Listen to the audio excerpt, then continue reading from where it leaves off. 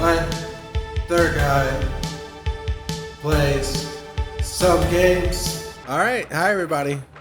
Weather Guy here, and we are back with some more great Ace Attorney Chronicles. Hope you're doing good. I'm feeling alright. We're about to find out what the heck happened with that smoke bomb or whatever that went off. So let's see. What on earth just happened in there? Mr. Ryu, I've managed to find out what happened. Thank God. Mrs. Sato, I was told it was an advanced form of smoke grenade, a type of exploding device that releases smoke. Smoke grenade? It sounds like the sort of thing ninjas use.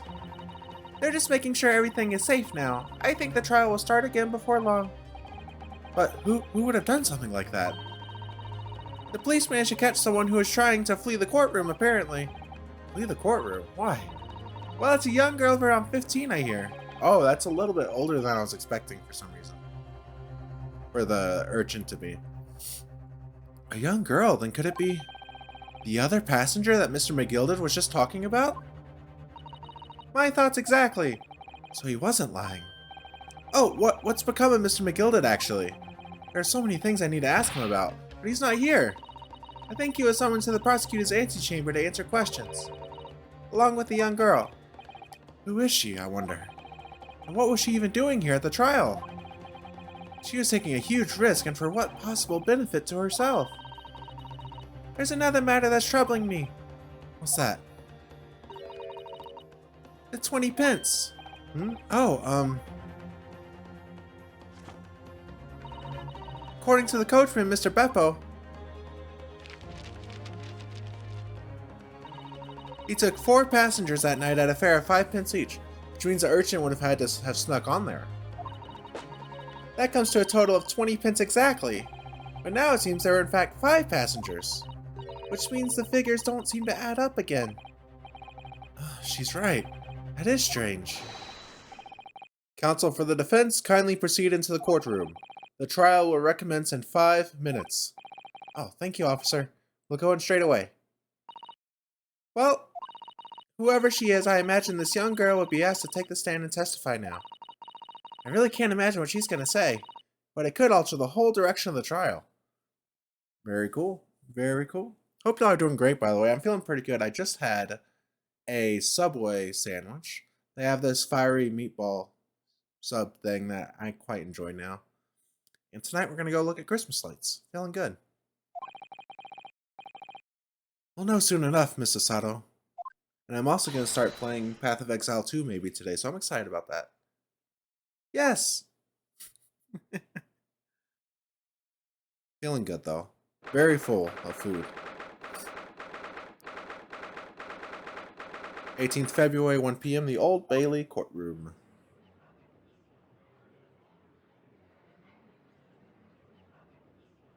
Okay. There's a young girl next to Mr. McGilded. Look. She must have been the one who caused the disturbance before. She's also wearing a hat. Well, after that rather eventful recess, the court will now resume the trial of Mr. Magnus McGilded. Now then, Lord Van Zeeks. My lord. I believe you have established the cause of the smoke which veiled proceedings earlier? It seems to have been an advanced form of smoke grenade, of the sort typically employed by the army. Good gracious, the army? What in the devil's name?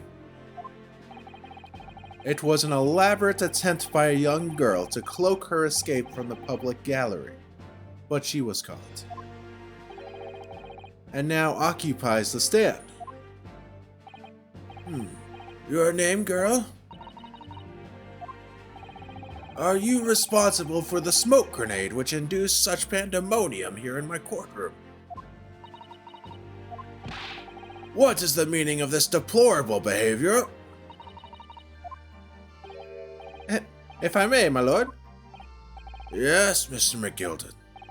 I think perhaps I ought to explain here why it is that this wee lass was here in the first place and why she tried to bolt like that. 'Tis all tied up with the events of that night, so it is. Very well, Mr. McGilded, give your testimony. You will explain to the court exactly how this young woman is involved in this case. Just what did happen that night? It's not like a defense lawyer needs that information or anything. Let's see. Let's get the witness testimony. Let's look for contradictions. Young girl. On the nights in question, I took the back seats in the omnibus and promptly nodded off. I did suggest that happened earlier. Then, begorra, a loud thud and a wee scream woke me up with a fast start. There was a fella collapsed on the floor at me feet, so I sat him up on the seat across from me. Then I turned to find out where that scream had come from, and bless my soul, what did I find? There was a child in there, all curled up in a ball, hiding her wee self away. Alright, cool. I remain somewhat baffled, I confess, but from what I gather on the night in question, this young girl was indeed riding in the omnibus, is that correct? Yes, exactly as the defense counsel said. This last was the 5th passenger, my lord. Alright. Very good, very good. Very well. The defense may now cross-examine the witnesses. Are you ready, counsel? Yes, my lord. Or rather, no. I have no idea where to start. Alright. Cross-exam. I love the cross-examinations and seeing like the graphic before with both of the defense attorney and the prosecutor like face to face like a Mortal Kombat match. It's so sick. The young girl. Let's press. We always press. And when you first got onto the omnibus, were there any other passengers already on board? There were not. The cabin was empty and there was no one on the roof deck either. You were the first passenger, as it were. I see. Aye, and that's why I took the back side as I did. 'Tis the most comfortable, so it is. Could you explain exactly what you mean by the back seat? By all means, this is how you already described it earlier. I'm talking about the seat opposite the one in which the poor gentleman who was stabbed was sitting. Like I said, 'tis the most comfortable and where I feel most at ease. And of course, I enjoy gazing through the skylight from time to time as well. Alright. Seems reasonable. Yeah. Then we press this. A loud thud, you say, and a scream? Aye, that's right. How can I explain it? 'Twas like the sound of someone falling to the ground. That sort of noise. So you think it was the sound of Mr. Mason falling to the floor, having been stabbed? Well, now, you'll remember I was asleep at the time, so I wouldn't like to say. And when the sound woke me and I opened my eyes, there wasn't a soul to be seen in the carriage but the fella on the floor. You didn't see anyone. But at the same moment, you did hear a scream? Ah, from the seats above you on the roof deck, I presume? Not above me, no, my lord. 'Twas from inside the cabin. But I wasn't altogether thinking about the scream. No, I was too stunned by the desperate sight before me eyes. Alright, that all seems reasonable. Now, let's press on this. This seems different. Oh no, because they found him seated up, didn't they? Now, I would explain the blood on his glove. You sat him up, the victim, you mean? That I did, on the seat across from me, as I said. I could plainly see the poor devil was already gone. And you wouldn't leave a dead man just lying on the floor now, would you? 'Tis common courtesy, so it is. Oh, I love that pose. So good. I find that a little hard to believe. Ah, Lord Van Zeeks, now why would that be? You wake to find a man lying dead at your feet in a carriage. Any normal person would hail the cabman. Any upstanding member of London society, that is. Well now, as you know, I'm in something of a special line of business. The business of lending money at exorbitant rates of interest? Unfortunately, my lord, not everyone is thankful for the help I offer them, and some would even see me dead. So I do try, where at all possible, to avoid getting myself in a tangle with trouble. Are you suggesting you're just going to leave the man there? Heavens alive, no! I was always intending to report it, so I was. Only I had a mind to find out the whys and wherefores first. Whys and wherefores? Right, you are. There were some details I wanted to understand before anyone else got to meddling. That wee scream I heard, for example. Wouldn't your good self do just the same? Yes, their scream he says he heard at the same time as the thud of the victim collapsing. Alright. Yeah, and I turned out to find out where it's going to come from and what did I find? Hold it! I'm afraid I don't understand. I'm sure you told the court that there was no one else in the carriage except yourself and the victim. So I did, sir, so I did, as far as I could see, that is. What do you mean by that? Well now, 'tis a queer thing, the wee scream I heard as I woke up. It came from, if you'll excuse the vulgar expression, under me backside. Good gracious. Under your backside?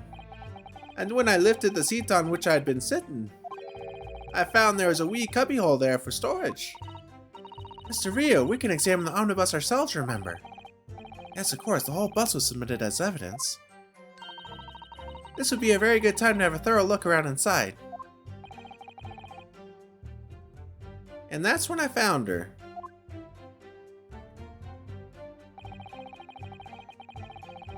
Alright, let's look inside first before we do anything else.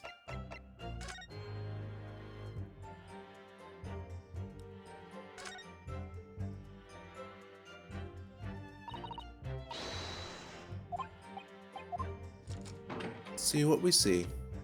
So now the plan is there should be... We didn't really look at this blood on the floor, did we? Maybe we did. I don't remember looking at this blood. That's blood, isn't it? Is something wrong? Oh, it's just... Well, this blood stain is so obvious, that's all. And yet, Van Zieks has made no mention of it. I suppose that does seem a little strange. Why do I have such a bad feeling about this? Interesting.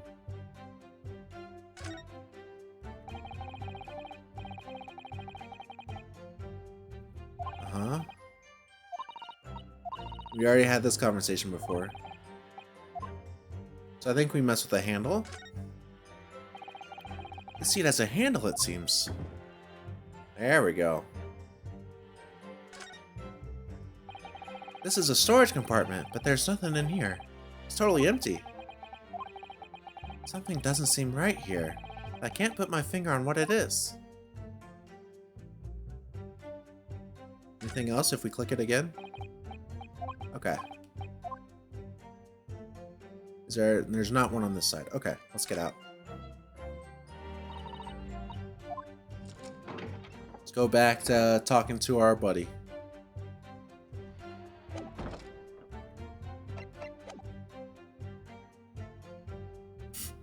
Alright, let's see. Oh, I didn't mean to do that. Oh no! I meant to press the last thing. I do wonder how you must be feeling, Mr. Rio.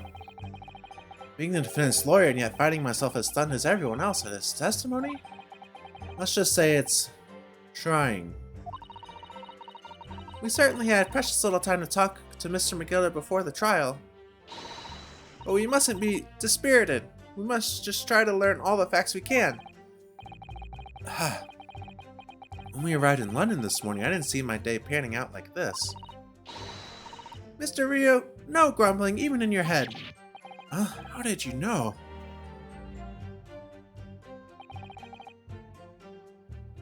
Alright, let's go press the last one. I forgot to do that. Hold it! You say she was hiding herself? Aye, that's right. 'Twas hard to see in the dim lamplight, but she was all curled up in a wee ball. When our eyes met, well, me heart nearly stopped beating in me chest. You're really overreacting this. Still and all, I pulled her out from under there and sat her on the seat opposite so I could have a wee chin wag with her. Seat opposite? That's right, just next to the dead gentleman there. You sat this young girl next to her corpse, sir. Well, as I'm sure I mentioned, a gentleman in my position can all too often find himself in mortal danger. So, I needed to find out just who this urchin was, you see. And while I was in the middle of talking with her, I heard another scream, a fella's voice this time. Presumably that scream was Mr. First, who was sitting on the roof deck seats. Right you are again, I would say, sir. Looking down through the skylight, he must have seen this young girl and the gentleman with a knife in his belly. Ah, so the order of events is the guy is stabbed, falls to the floor. Mr. McGilda picks him up, puts him back in the seat, gets the girl out from under his own seat, sits her next to her, and only then does everybody on the top deck, only then do they see his dead body and stuff. That's interesting. So what's interesting here is, were her hands bloody, the urchin's? In other words, the previous witnesses did not, in fact, see you at all, Mr. McGilda. What they believed to be yourself and the victim was, in fact, this girl and the late Mr. Mason? Aye, my lord. I was, as I think everyone understands now, sat at the back of the carriage out of sight. But it doesn't seem like she murdered him, either. Because she was under his seat, how could she have done it, you know? It is certainly plausible. The defendant is somewhat diminutive in stature, and readily confused perhaps with this young girl. After that, of course, with the scream from the gentleman over us, the driver realized something was wrong and pulled up the horses. Thank you, I've heard enough. The events as explained are clear in my mind. However, at least one conundrum remains. Who is the girl?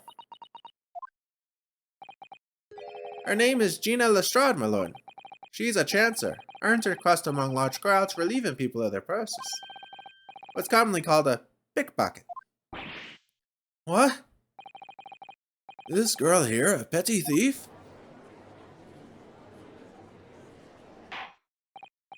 Order, order.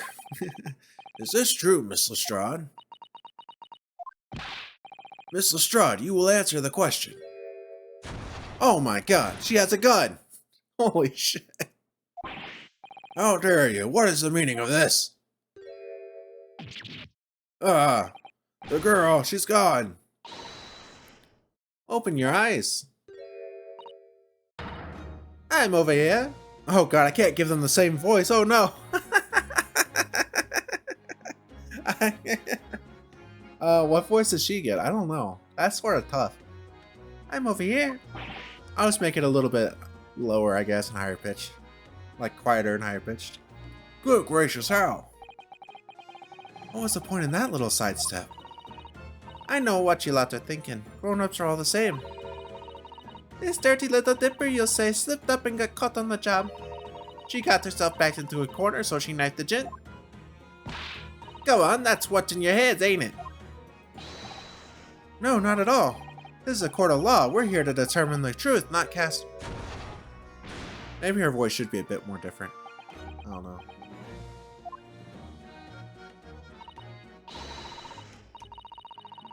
Look, knives are for cowards. That's not right. Only thugs. I can't figure out her voice. Only thugs use weapons like that. All I need for what I do is these fingers. I'm a professional, alright? Maybe not in your eyes, but I got pride in what I do. I'm so bad at voices, dude. Let me guess, you don't count smoke guns among weapons for thugs? Oh, this? Yeah, this was in a bag I lifted the other day. Down where they keep the four-wheel drags. It's nice, isn't it? I like the pink best. Ah, do not wave that thing in my direction again. This dude and his drinking, dude. He's got to be sweating. So, you admit that you were riding the omnibus on the nights in question?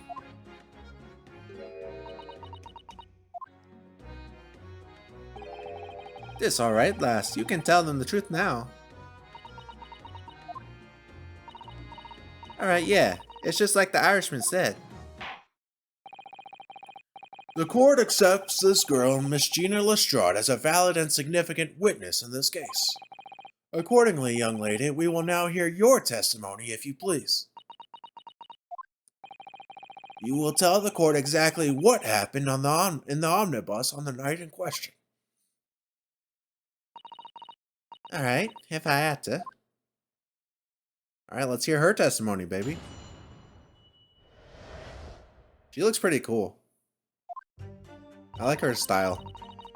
So I snuck inside the carriage before they looked up the horses. Looked up the horses, just like always. Jesus, I struggle with that.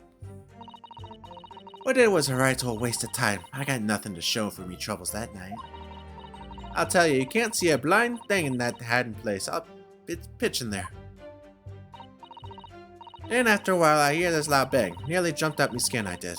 And the scream just came out.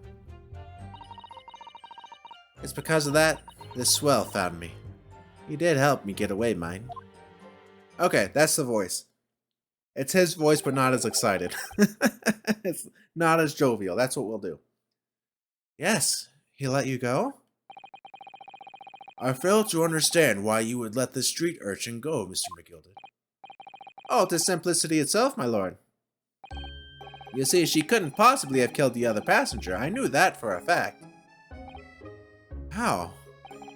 As I'm sure I said before, sir. She was under her seat. There's no way. I was sitting right on top of the place where she was hiding herself. I think a demonstration is called for. We don't need a demonstration, it's so obvious. This is where I was sat that night. And the cubbyhole of which you have spoken is underneath the seats, I presume? Yeah. Yes, it does appear just large enough to accommodate someone of the girl's stature. Aye, but of course, the wee lass was stuck in there, because I had parked myself on the seat for the duration. Ah. So you see, that's why I let the lass bolt. I knew that if the police found her there, they'd automatically assume she'd done it. But I couldn't live with myself if young life was ruined when all the time I knew she was innocent. Even though you must have realized your action would result in your own innocence being called into question? Not at all, my lord, not at all. I knew in my own heart that I was innocent.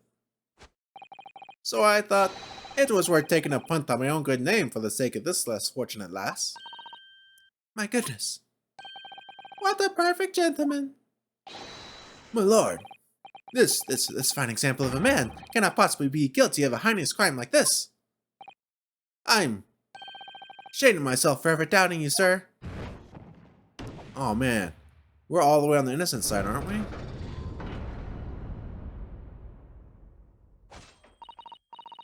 With calm, calculated reasoning, one arrives clearly at the truth every time. Boom. All the way. Saints alive! All 6 members of the jury consensual in their leaning to a verdict of not guilty? Mr. Rio, it must mean... It must mean what? That we're victorious! No way, it's not this easy. We've won? Are you sure? Objection. Uh-oh. Oh my god!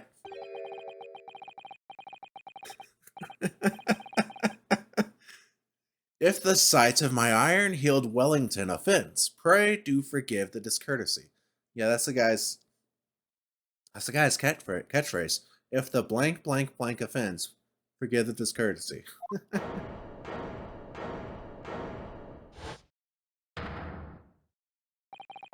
This really is a consummate example of the one monumental flaw in British judicial practices. Where evidence and reasoning should be paramount, emotion rules the day. Emotion? The witness's latest statement gives us a clear insight into his true nature. What do you mean, his true nature? Do you really think Scotland Yard would have made such a glaring omission?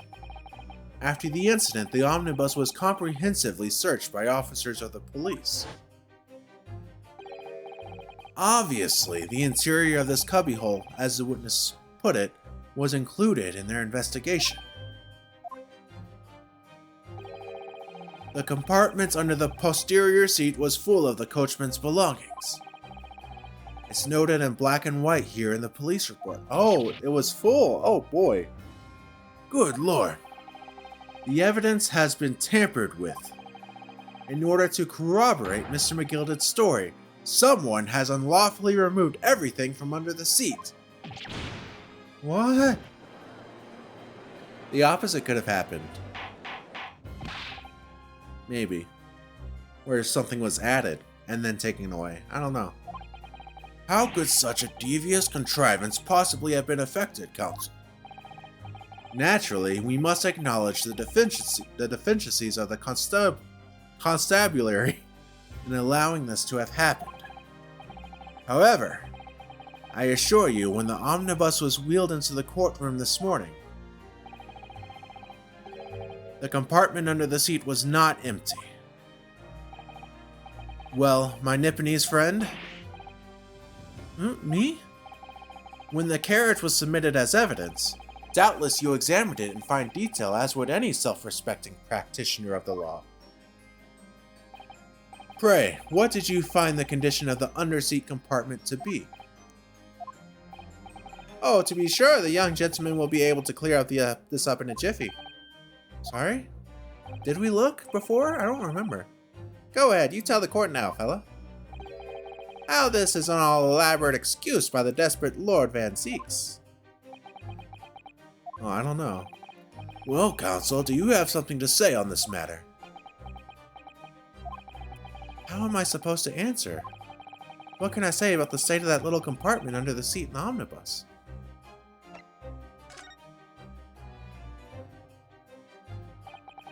Yes, I'm fairly sure it was empty. I'm honest, my memory about all this is a little hazy. As I suspected. It seems, my lord, that this Eastern initiate has the scruples of a by-street wine merchant. Mr. Ryu! Perfect. This is why the fellow's representing me, after all. He knows just what to say, does he not? We said something wrong, I think. Well now, it would seem the argument is moot. And the truth of the matter is there for yous all to see, after all. That there cubbyhole underneath the seat is empty as the devil's heart, so it is. That we can be sure of, at least. Why? Why do I feel like something's not right here? I should like the jury to weigh in on this matter, I think. The compartment is designed to house equipment used to maintain the smooth run in the carriage. The guilds rules state the omnibuses should be properly and fully equipped at all times, so it certainly wouldn't have been empty on the night in question. Pepper wasn't that irresponsible. That money-lending fleecer and the pickpockets were lying. Okay. It's not good. We might have to do another summation thing. I can't believe I was nearly taken in. The stinking rich are always stink us. Nothing but cowards, lots of them. What? Oh no. It's a trick. Of course it's a trick. Oh no. Oh no, things are going back down the tube. Quite so, I must concur here. Terrible. Terrible. Terrible news for the home team. With calm, calculated reasoning, one arrives clearly at the truth every time. Yes, but every time a different truth, it seems. Oh, bother. My lord, I humbly exhibit the scales of justice. Clearly, a verdict of not guilty at this time would be wholly inappropriate. Thank you, counsel. But before we proceed any further, there is the matter of the outstanding cross-examination. Alright. Counsel for the defense, begin your questioning of the witness, please. Yes, my lord. What just happened? The whole balance of the trial just shifted almost beyond recognition.